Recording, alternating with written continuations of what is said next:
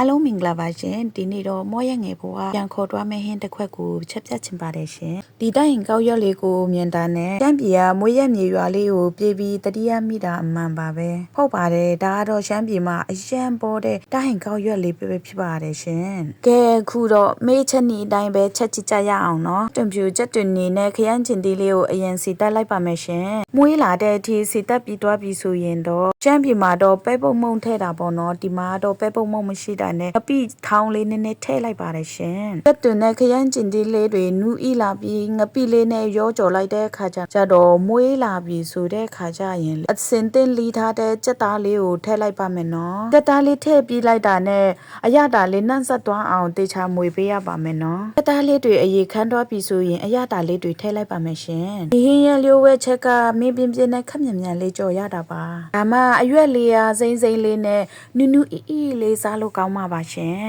အရတာနည်းနည်းလေးပေါ့နေလို့ငါငံပြရည်လေးနည်းနည်းထည့်လိုက်ပါမယ်နော်။အိုးဒီချိန်မှာတော့အနံ့လေးတွေကလေတကယ်ကိုမွေးပြန့်နေရပဲ။အခုဆိုရင်တော့အမေလက်ရာကိုလွမ်းသွားစေမယ်။ကြက်သားတိုင်းကောက်ကြော်လေးကိုရပါပြီ။ဒီနေ့မော်ကတော့ထမင်းနည်းနည်းနဲ့စားချင်တာနဲ့အရည်လေးနည်းနည်းထည့်လိုက်ပါမယ်။ရေကြံလေးပေါ့နော်စီတော့မပါအောင်။ထမင်းပူပူလေးနဲ့စားလိုက်ရရင်တော့ရှမ်းပြည်ရွာလေးစီကိုပြန်ရောက်သွားတယ်လို့ခံစားရမှာအသေးချပါပဲ။အလုံးလဲအမတ်တရားဖြစ်စေမယ်ဟင်းလေးတစ်ခွက်ရှိရင် comment မှာမျှဝေသွားကြပါအောင်နော် Thank you ပါ see you the next video